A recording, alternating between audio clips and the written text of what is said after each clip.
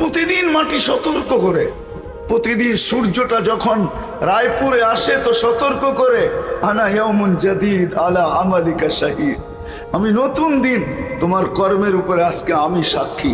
ফাক্তানিম, সুবর্ণ সুযোগ মনে করো, লান আউদ ফি হায়াতিক আবাদা, হতে পারে কোনোদিন আর তুমি আমাকে উঠতে নাও দেখতে পারো। বাইজিদ বুস্তামি রহমতুল্লাহ লেখছে, কুকুরটা পর্যন্ত আমাদেরকে সতর্ক করে। অপরিচিত লোককে দেখলে কুকুর আওয়াজ দেয়, ঘেউ ঘেউ শুরু করে, আসলে ও ঘেউ ঘেউ করে না, ও বলে ইবনা আদম আনকিস নাফসাকা মিন গাযাবিল জাব্বার, ও মানুষ তোর নিয়ত যদি ভালো থাকে তো ভালো, আর যদি নিয়ত খারাপ হয় তাহলে শুনে রাখ আল্লাহর গজব কিন্তু আসবে, তুই সইতে পারবি না। কুকুর পর্যন্ত সতর্ক করে আমাদের। বিদায় বলেন, আসল জায়গায় চলে আসলাম, ছিলাম না।